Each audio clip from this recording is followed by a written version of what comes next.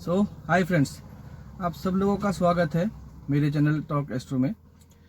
आज एक्चुअली हम लोग बात करेंगे हमारा जो सनातन धर्म है, सनातन धर्म में कौन कौन सी चीज़ें हम लोग को करना चाहिए, क्या क्या नहीं करना चाहिए, या क्या कैसे करने से हमको ज़्यादा फल मिलता है। जैसे कि पकड़ लीजिए, हम लोग कभी कभी मंदिर जाते हैं, मंदिर जाने के बाद भगवान के दर्शन करते हैं, लेकिन हम लोग क्या करते हैं, भगवान का मुख की तरफ एक बार देखते हैं, भगवान को कैसे सजाया वो देखते हैं, और मंदिर की तरफ देख के हम लोग चले आते हैं नमन करके। ऐसे हम लोगों को लगता है कि हमको वो फल मिलेगा, लेकिन एक्चुअली ऐसा होता नहीं है। आपको जब भी भगवान दर्शन के लिए जाना है, आपको भगवान के आंखों में देखना है, दोनों आंखों में, भगवान के दोनों आंखों में देखना है। देख के आपको दिल से भगवान के पास प्रार्थना करना चाहिए कि हे भगवान, मैंने ये मांगा था, मुझे ये चाहिए, मुझे इस चीज़ की बहुत ज़रूरत है, आप मुझे ये चीज़ दे, या मैं आपकी पूजा कर रहा हूँ या करूँगा, तो आप मुझे ये चीज़ दे। तब जाके भगवान आपको वो चीज़ देंगे। क्योंकि एक चीज़ सोचिए, बच्चे जो होते हैं, छोटे बच्चे, जब तक छोटे बच्चे रोते नहीं हैं, ठीक है, जब तक छोटे बच्चे रोते नहीं हैं तब तक बच्चों का माँ जो होती है वो भी उनको दूध नहीं पिलाती। तो आपको दिल से वो चीज़ भगवान को बोलना चाहिए, दिल से वो चीज़ आपका आना चाहिए कि हाँ भगवान, मुझे ये चीज़ चाहिए, मुझे ये चीज़ दो। भगवान को भी पता चलना चाहिए ना कि आपको ये चीज़ चाहिए एक्चुअली। लेकिन हम लोग क्या करते हैं, मंदिर जाते हैं, भगवान को ऐसे नमन करते हैं और बोलते हैं भगवान मुझे तो ये चीज़ दे दो, लेकिन भगवान वो देंगे नहीं ना, क्योंकि भगवान को वो चीज़ उस तरह से समझ ही नहीं आएगा कि भगवान को वो चीज़ आपको देना चाहिए। और एक दूसरी बात, हम जब भी हमारे से किसी बड़े को प्रणाम करते हैं, हमारे हिंदू धर्म में ऐसा कहा गया है कि बड़ों का पैर छू के प्रणाम करना चाहिए। हम लोग क्या करते हैं, पाँव में हाथ लगाते हैं, या फिर कभी कभी तो ऐसा भी होते हैं घुटने तक नहीं हम लोग मुड़ते, ऐसे ही दिखाते हैं कि पैर छू रहे हैं, या फिर पैर में हाथ लगाए ऐसे और लगा के चले आए कि उनका मिल गया आशीर्वाद। लेकिन ऐसा होता नहीं है। एक्चुअली बड़ों का जो पैर छूने का बात है, पैर का जो पहला उंगली होता है, पहला बड़ा उंगली जो होता है, उसको छू के हमें नमन करना चाहिए, तब जाके हमें उनका बेसिकली आशीर्वाद मिलता है। एक्चुअली होता क्या है, इंसान की शरीर का जो एनर्जी फ्लो होता है वो सर से होते हुए हमारे बॉडी से एंट्रेंस करते हुए हमारा पैरों का जो बड़ा उंगली होता है उससे निकलता है, ठीक है। उसके बारे में मैं और एक वीडियो सामने बनाऊंगा कि वो चीज़ क्या होता है, एक्चुअली एनर्जी कैसे फ्लो करता है उसके बारे में। लेकिन आज आपको इतना बता देता हूँ कि हमको जब भी किसी बड़े को नमन करना चाहिए, उनका पहला उंगली जो होता है पैर का, उसको छू के नमन करना चाहिए, तब जाके हमें उनका पॉजिटिव वेव जो उनके शरीर में होता है, बड़ों का जो आशीर्वाद होता है वो हमको बेसिकली मिलता है। और एक बात, मैंने एक नया वीडियो डालूंगा 2 दिन बाद कि हमें मनी बाउल जो है, मनी बाउल कैसे बनाना चाहिए, और हमारे जो घर में लक्ष्मी पूजा होता है उसका क्या क्या विधान है, कैसे क्या करना चाहिए, क्या करने से लक्ष्मी माँ प्रसन्न होती है। क्योंकि लक्ष्मी तो हर किसी को चाहिए, हर किसी को चाहिए लक्ष्मी। अभी अगर बिना लक्ष्मी के कोई इंसान, सच में कहूँ तो, जिंदा ही नहीं रह सकता। लक्ष्मी मतलब सिर्फ पैसा ऐसा नहीं है, लक्ष्मी मतलब सिर्फ पैसा ऐसा नहीं है, लक्ष्मी मतलब अष्टलक्ष्मी है। अष्टलक्ष्मी हमारे सब काम में आती हैं, वो पैसे के रूप में हो, हमारे शरीर के रूप में हो, स्वास्थ्य के रूप में हो, हमारे बुद्धि के रूप में हो, शिक्षा के रूप में हो, या घर गृहस्थी के रूप में हो, हर किसी चीज में लक्ष्मी माँ समाई हुई है, तो उसको अष्टलक्ष्मी बोलते हैं। तो अष्टलक्ष्मी जी की पूजन कैसे करना चाहिए, क्या करना चाहिए, वो मैं आपको उस वक्त आपको वीडियो में बताऊंगा, ठीक है। और एक बात है कि हम लोग जब घर में पूजन करते हैं, रोजमर्रा का जो पूजा हमारा होता है, घर में जो पूजन हम लोग करते हैं, वो पूजन में हम लोग क्या करते हैं, भगवान को धूप दीप जला के दिखाते हैं, प्रसाद दान करते हैं, और इतना सा करने के बाद भगवान का कोई कोई गीत भी थोड़ा सा गा लेता है, भगवान का जो होता है श्लोक कोई पढ़ लेता है, घंटी ये सब बजाया और भगवान का पूजा हो गया।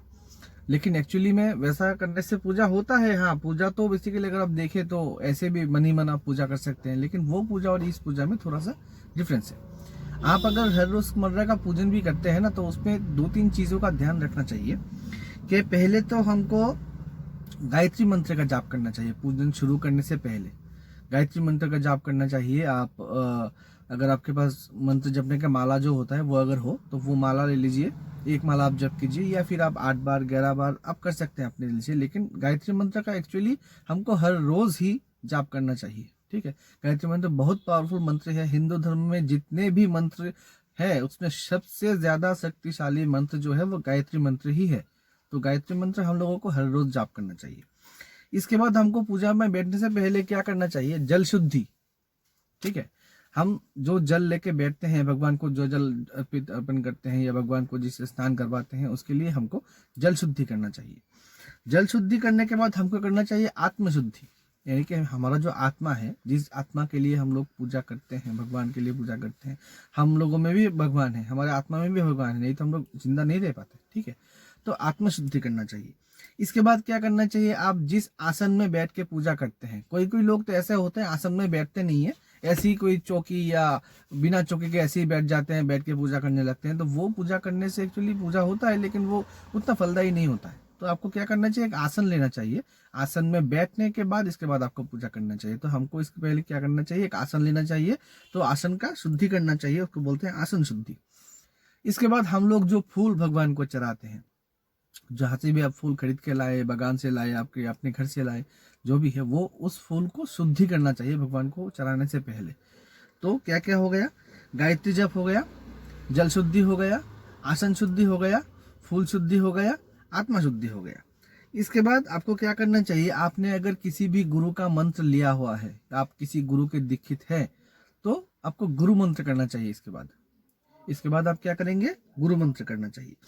गुरु मंत्र के बाद हम लोगों को क्या करना चाहिए, ग्रह का जो मंत्र होता है, नवग्रह मंत्र जो होता है ग्रह शांति के लिए, वो नवग्रह मंत्र आपको पढ़ना होता है। क्योंकि हम जब भी पूजा करने बैठते हैं तो अगर हमारा दिमाग इधर उधर ढिलता रहेगा ना, तो हम लोगों को पूजा का वो फल नहीं मिलेगा, क्योंकि हमको एकाग्र नहीं हो पाएंगे। तो इसलिए हमको नवग्रह का मंत्र जो है वो जाप करना चाहिए। इसके बाद हमको क्या करना चाहिए, संकल्प करना चाहिए कि मैं ये पूजा कर रहा हूँ, हे भगवान मैं आपकी पूजा कर रहा हूँ, मुझे ये चाहिए इसलिए मैं पूजा कर रहा हूँ, मैं आपकी पूजा करने के लिए ये व्रती हूँ। इस प्रकार से आपको संकल्प करना चाहिए। आपको अगर ये सब मंत्र जितने भी मैंने आपको बोला है अभी, जल शुद्धि, आत्मा शुद्धि, फूल शुद्धि, नवग्रह मंत्र, इसके बाद आपका ये हो गया गुरु मंत्र, ये सब अगर आपको पता है तो वेल एंड गुड, बहुत अच्छे। अगर आपको नहीं पता है तो नेक्स्ट में वीडियो बनाने वाला हूँ, उसमें मैं आपको ये सारे मंत्र दे दूंगा, मैं बोलूंगा भी ये सारे मंत्र और रिटर्न में भी दे दूंगा, ताकि आप लोग ये मंत्र ठीक ठाक से स्पेलिंग कर सके। और एक बात, अगर आप कोई भी मंत्र यूज करते हैं, कोई भी मंत्र आप जाप करते हैं, तो उस मंत्र को कभी भी फ्लुएंटली स्पीड में ना बोले। अगर आप स्पीड में कोई मंत्र बोल देते हैं तो उसका कोई स्पेलिंग अगर आपका गड़बड़ हो जाता है तो वो मंत्र पूरा ही खराब हो जाता है। आपका जो स्पेलिंग है वो प्रॉपर रहना चाहिए, एकदम धीरे धीरे आपको मंत्र को जाप करना चाहिए। आप जब भी मंत्र जाप करने बैठे, आपके पास समय हो तभी आप मंत्र जाप करने बैठे। कोई काम छोड़ के आप मंत्र जाप करने बैठेंगे तो धराधर मंत्र बोलते चले गए, हो गया, इतना बार बोलना था मैंने बोल लिया, मेरा तो हो गया, अभी मैं काम करने चला गया। ऐसा नहीं होता है। आपको जब भी कोई भी मंत्र जाप करना है, आप समय लेके बैठे, एकांत में बैठे, जहाँ पे आपको कोई परेशान करने वाला ना हो। इसके ऐसा भी कर सकते हैं आप, घर में आप बोल दे पहले कि मैं ऐसा करने वाला हूँ तो मुझे कोई परेशान ना करे इतने समय तक, ठीक है।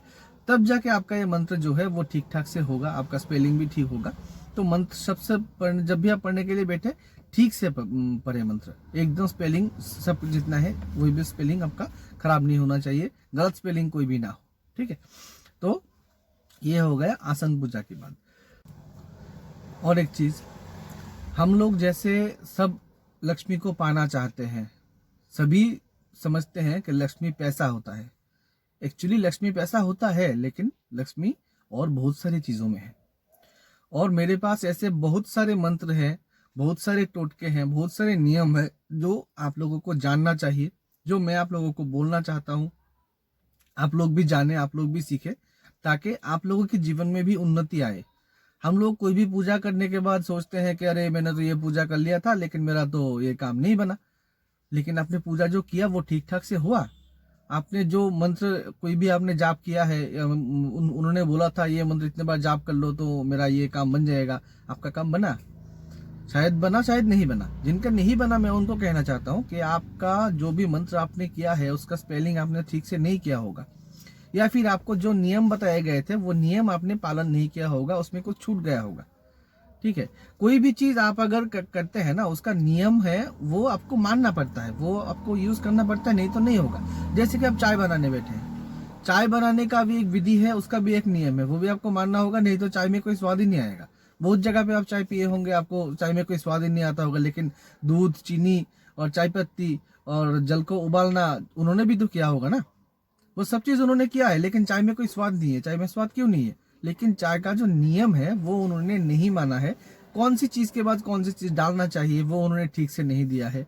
कितने वक्त के लिए इसको उबालना चाहिए उन्होंने वो उबाला नहीं है, इसलिए तो चाय का स्वाद नहीं आता। तो हम जो भी पूजा करते हैं, जो भी मंत्र पढ़ते हैं, उसका भी सेम चीज़ है। आप अगर सिस्टमेटिकली वो सब चीज़ नहीं करेंगे, जो नियम है वो आप नहीं मानेंगे, तो वो काम आपका होगा नहीं। ठीक है, तो मेरे पास मंत्रों की भरमार है, टोटकों की भरमार है। बहुत सारे टोटके मैं दिन ब दिन आपको देते जाऊंगा, एक एक करके ऐसे ऐसे टोटके जो आपको बताते जाऊंगा, जो टोटके आपके जीवन का ढंग रूप ही बदल देंगे। आप जैसा चाहो वैसा बन सकते हैं। आपका पैसा कितना चाहिए वो पैसा आपको मिलेगा। ठीक है, तो उन सारे टोटकों और वो सारी पूजा की जो विधि है, जो विधान है, वो सब कुछ जानने के लिए मेरे चैनल पे बने रहिएगा टॉक एस्ट्रो में। और ये प्रोग्राम अगर आपको अच्छा लगा है तो आप ज़रूर मुझे लाइक, शेयर, कमेंट्स ये सब कर दीजिए। ठीक है, और चैनल को सब्सक्राइब करना मत भूलना, नहीं तो नेक्स्ट जो वीडियो बनेगा वो आपको नहीं मिलेगा और आपके पास से बहुत कुछ छूट जाएगा। ठीक है, नमस्ते, सबका जीवन सुखी हो, सब मंगलमय रहे।